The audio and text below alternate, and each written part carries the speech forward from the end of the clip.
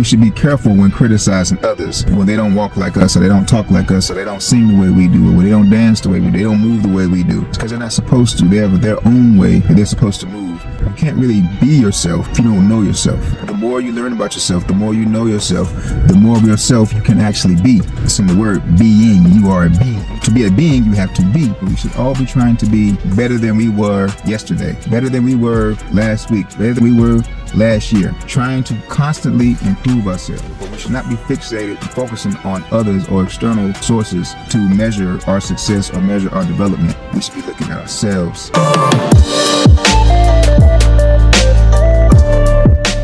I want to talk about common sense. A lot of people say common sense is not common. In reality, common sense isn't common because it's relative. But what do I mean by that? Common sense is sense that has been developed based on common experiences. Experiences that you have commonly based on your location, your environment, based on your personal experience. A person may have certain experiences that are common to that particular area, that particular environment, that are not necessarily present in another environment. Take, for example, the Inuit people. Imagine an Inuit person trying to describe snow to a person who lives in the desert. They would probably have a difficult time because a person in the desert has never experienced snow of any kind. They may have a better chance of explaining snow to somebody who is from Nebraska, a place that experiences snow on a fairly regular basis from what I understand. But even then, they still wouldn't have the same particular experience that an Inuit person would have. They have several different names for snow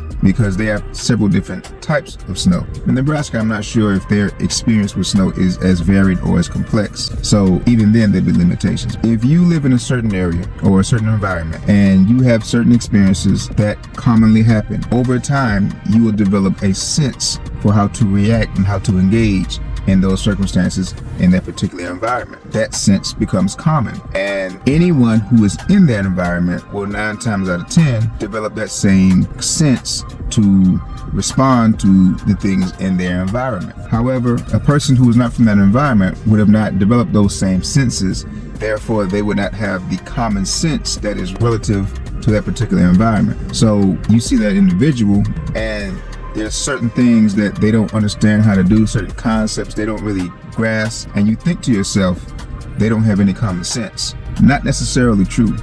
They don't have the same common sense that you have because they have a different set of experiences. They have a different experience, a different environment. And I'm going to tell you, even a person within the same communities can have totally different experiences. You have no idea what their household culture is like. You have no idea what their neighborhood is like. You have no idea what their internal makeup and what their emotional state is, what their mental state is. You have no idea what is going on internally with their internal experiences that is determining how they perceive certain events, how they perceive certain experiences. So even though a person from your perception may have come from a similar area, so by all means they should have the same common sense that you have, not necessarily true. Common sense isn't common. It's relative. It's relative to your experience. It's relative to the experiences that you have had in your environment, in your life. And a lot of times those senses are shared with others around you who have a similar makeup as you and similar experiences as you. But for those who don't necessarily share those same experiences and share that same mentality and share that same environment, they will not necessarily have the same common sense or the same sense. They will develop their own common sense. They'll develop their own way of thinking, their own way of seeing the world that makes sense to them. Does not mean they don't have common sense, at least in the way that we often mean it when we say a person doesn't have common sense. It's another way of saying that they're kind of simple. And I don't think it's necessarily as simple as that. I mentioned living in the desert versus living in an Arctic environment. There are certain ways that a person has to learn how to survive in each of those respective environments. And they're going to be vastly different from each other. A person living in the Arctic will have to learn how to manipulate ice and snow and different types of snow to forage for food, to create housing, to survive, to how to stay warm. And even their biology is going to be slightly altered to adapt to that particular environment, which would then also, on even a smaller level, change your common sense. If your biology is different, a person from another environment might think it's okay to eat something. I can eat this berry, or I can eat this fruit. A person from that environment may be able to eat that, and it's common sense for them. Oh yeah, we can just eat this. A person from another environment may not have the biology or the enzymes developed enough to digest and break down those same fruits. So if they follow your example, or they follow the native people's example and try to be like them using their common sense, it might not work out for them. It might prove to be somewhat toxic for them, but they don't have the biology to break down the food or the fruits of that area. It's several different levels to that, man. So I say this because I know a lot of times we can be judgmental of one another when others don't see the world the way we do. We're all put here for a particular reason. We're all here because we all have our own song to sing, we got our own dance to dance, and we got our own walk to walk. We should be careful when criticizing others when they don't walk like us, or they don't talk like us, or they don't sing the way we do, or they don't dance the way we do, they don't move the way we do. It's because they're not supposed to. They have their own way that they're supposed to move. That flavor, their particular specific flavor, is just sweetening the pot. Now, we all in this melting pot trying to make this thing we call life a little bit sweeter, a little bit more savory, a little bit more salty, and sometimes a little more bitter. Bitter by itself might not seem that great, but sometimes you need a little bitterness to add that complexity of flavor, to add that body and robustness so that we all enjoy. This world can be viewed in some contexts as a melting pot, and from that particular perspective, we all add our own individual distinct flavor. We all little ingredients. We shouldn't say, oh, well, you don't belong here because you don't taste like me, or you don't smell like me, so you don't belong here. Well, if we was all the same note, all the same flavor, it'd be pretty bland. So we need that variety. We need that variety to bring life into a full body expression. All these differences are required. And the same things in one context that might piss you off about somebody, in another context, man, they might save your life by being bullheaded or being stubborn, or they might have certain personality traits that you typically don't care for, but who knows, in different circumstances and different environment, those same personality traits might be exactly what you need to get through that situation. It's good to let people be who they are. I'm not saying it should be the wild, wild west and everybody just does whatever they want to do to anybody else. I'm not saying that. But when a person is offering an authentic expression of self, I think we should be more receptive of that, as opposed to just trying to put people in a box and change them or make them express themselves or repress themselves in a way that is less intimidating to us, or more familiar to us, or more comfortable for us. We need to do the self-work so that we aren't as bothered when encountering somebody who is vastly different from us, who has different ideals, different morals, different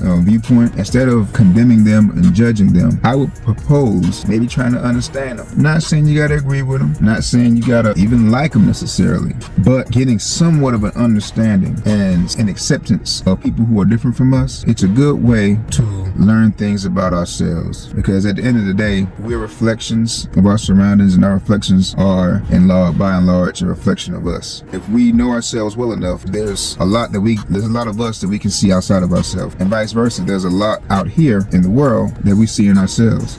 And a lot of times, if we haven't done the work, we may not even see ourselves well enough to know exactly what's in us. That's why it's a journey. It leads to the topic, giving advice to people. You know, sometimes when we see somebody that's different from us, or we feel like what they're doing is wrong, or the way they're living is wrong, we want to give them good advice, you know, that can help them out, help them better themselves. But in reality, good advice can be very detrimental to an individual if that advice is not compatible with their state of being. We all have different levels of being. Your state of being is determined on your understanding of yourself, your self-mastery, your self-knowledge. You can't really be yourself if you don't know yourself. The more you learn about yourself, the more you know yourself, the more of yourself you can actually be. It's in the word being. You are a being. To be a being, you have to be. In order to be, you have to know how to be. You get what I'm saying? So you have to know yourself well enough to know how to be a being. So the more you learn yourself, the more you raise your state of being. The higher the state of being, the more you are able to practice what we would say better habits, better practices, better understanding, more cohesive behaviors to what we would call a good life. The advice you're giving to the person is golden standard, grade A advice. But their state of being is right here. Here's where some folk get messed up, because they'll take on your lofty ideas, your lofty advice. For you following that advice, great advice. It's going to do wonders. The life you are living, the things, because your state of being, you've created an environment and a lifestyle that is in alignment with that kind of advice. If a person's being is lower than the advice that you're giving them, that means that their lifestyle is going to be lower. Their environment is also going to reflect that as well. They take your advice and they act that advice out, it could be okay, but it could also go real bad because it's going to be out of alignment with everything else they got going on in their life. Oftentimes you'll find out most people, they know how to live their life, whether we feel like or even they feel like they're doing the right thing or living the right way. Innately, a lot of us kind of know how to maneuver. We whether it's dysfunctional or not, or whether it's optimal or not, in some way they found a way to make it work. Just like if you rig a machine, the machine isn't operating straight out the factory, it's got some tweaks here and there, but it works. You know how to work it. You gotta bang this right here, twist this right here, tap it 2 times right here, and then it'll work. If you don't know how to do those little steps, it's gonna fall apart on you. So not saying that that's the optimal way that it should be functioning, but they found a way that it works for them. A person with a lower state of being is similar to a rigged machine. They have rigged their life in a way, they know how it works. You tell them how to do it the right way and it's not conducive. They rigged their situation, you could really do some damage. Well intentions and good advice, whereas it's generally good for that specific person, if they are not in alignment with the level of that advice, they could really mess themselves up because it's not conducive with everything else going on in their life. If you do give advice, even if you want to elevate somebody, it shouldn't be too far above their level of being. If you're unable to get a good idea of where a person's state of being is, perhaps maybe you should reconsider doling out advice here and there. You should probably be more conservative with the advice that you give. And these are just my opinions. I'm not giving you advice. I'm just talking. This is JL Talks, and I'm talking. These are my opinions. You can take it or leave it. When we talk about state of being and being a better person, in my opinion, being a better person is about being the most authentic version of yourself that you can possibly be, to be the fullest and truest expression of yourself, unencumbered by the ways of the world. That is being a better person. Everybody has different morals. If you follow a specific doctrine or religious system, then you and everyone else that has agreed to follow that system has a certain level of morals that you would aspire to. However, outside of institutionalized structures or religious systems, everyone has a certain morality that's written in their heart. And it differs from person to person because, like I said, we're all put here for different reasons. We're all put here to do different things, to have different functions. If you look at our body as an ecosystem, we have different cells. We have brain cells, we have skin cells, we have muscle cells, fat cells, lung cells, lung tissue that comprise different organs. They're all very different. They look very different, behave very differently, have a different nature altogether, but they all are part of the whole. They all are necessary for this whole thing to function, for this whole thing to work. What do you think would happen if your heart cells started behaving like your brain cells, or your brain cells started behaving like your skin cells, and vice versa, and your digestive system started trying to be more like the lungs? This thing would fall apart. It wouldn't work. We often will do that once we've decided, we're heart cells. Everybody should be heart cells. No, you are the way you are. You and your people. And when I say your people, it doesn't necessarily mean your race or your community. Not by those distinctions. Your people are people who think the way you think, who are comprised the way you are comprised, who have the same drives that you have, the same mission in life. Those are your people. I'm not saying your family ain't your people either, but I'm not specifically talking about that. This is when I say people, I'm referring to like-minded people of a similar nature. Everybody in your family doesn't necessarily have the same nature. I'm talking about people as the same nature. We need people of different natures, different mentalities, different mindsets for this whole thing to work. Being your most authentic self is how you become a better person, not by following someone else's morality, but discovering your own genuine morality that is authentic to self, that is authentic to source, universe, God, whatever designation you choose to use. That's what you should be striving for. to being your most authentic self, and everyone else,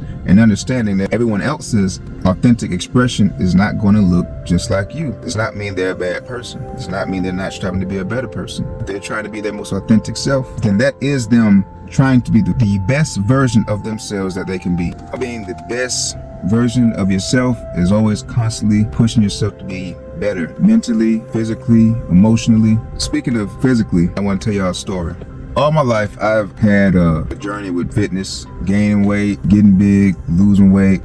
All my life, I've struggled with that. That's been one of my struggles. Being in shape or being very much out of shape. Like right now, I need to get back in shape. But during this particular time, this was one of my up and down cycles, and I was really trying to get back into the gym, getting back in shape, working out. I was a little rusty, but I still hadn't lost all my edge, so I was recovering from a shoulder injury. So I was taking it a little bit easy, but still working around the injury. A good friend of mine, once taught me, work around the injury. Don't just give up. So I was doing that. So instead of doing the free weights, the bench, I got on the machines. I knocked out a couple sets. If you have any experience in the gym, you would know that a lot of times it's easier to work out with a partner, because that gym partner either directly or indirectly is going to motivate you and push you to go further beyond just that other person being there, even if whether they're coaching you and saying, yeah, 2 more reps, or whether them just doing the amount of reps that they can do, just that alone can motivate you to push yourself beyond what you would typically do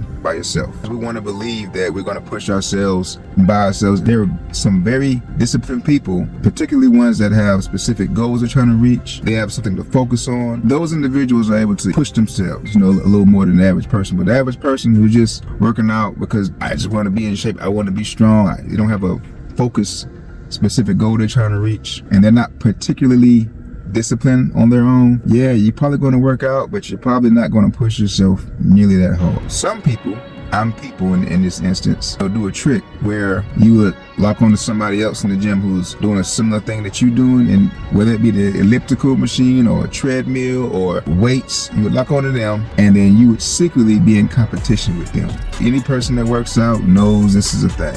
I had a membership with Fitness Connection, and I go to several different locations, but there was 2 in particular that I was familiar with. I started going to this location that was near my house, which isn't the best quality, but I was trying to save time, so I wasn't as familiar with the layout of this particular gym.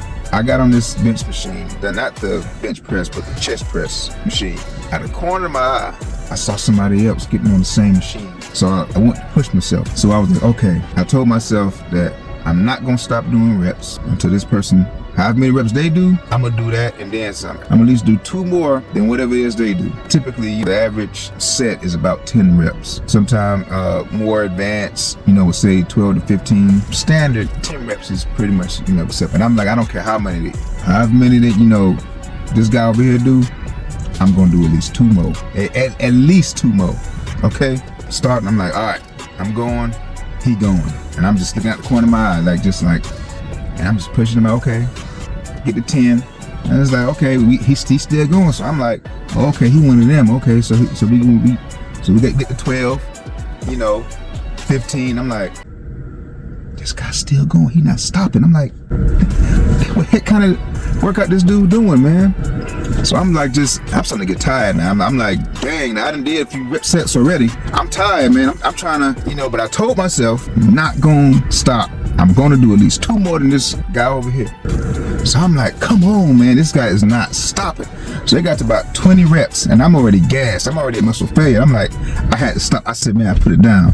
I couldn't do it. I couldn't do it. He won. So, and normally when you're doing this kind of exercise, like not the actual machine, when you're using someone else to motivate you, normally you don't make it obvious. You don't look at them. You might glance them, but you don't just look at them. But I said, dang, man, I gotta see who the heck is this dude, man? So I looked to the left just to get a good answer of who this dude is doing all these crazy reps.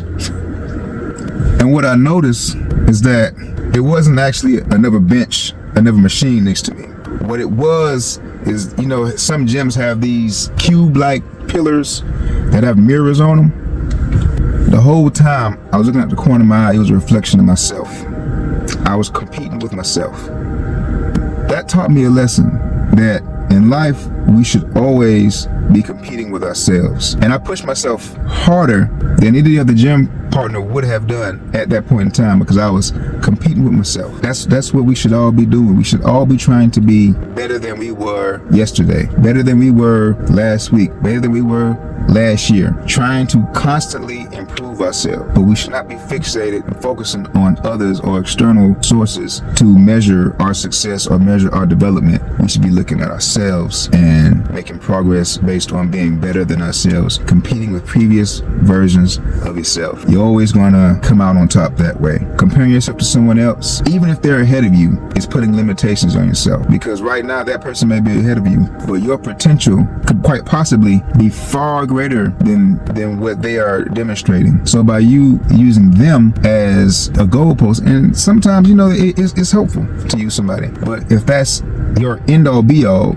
is using someone else, you could be cutting yourself severely short, and you'll never reach the heights that you could have reached because you were so focused on keeping up with somebody else instead of bettering yourself by yourself as opposed to yourself in competition with yourself. I'm gonna close this message out right here. There's a lot more I want to say, but I'm gonna go ahead and end this thing a little early. That's the main thing I wanted to get out to y'all, man. Be the most true, authentic version of yourself that you can be. Learn yourself, know yourself, compete with yourself, be better every day. In order to do that, you gotta learn more about yourself. And then when you're able to do that, you're able to then extend that same grace to other people who are also trying to be their most authentic selves. And we're able to accept others better. The more you're able to accept yourself, the more you're able to accept other people.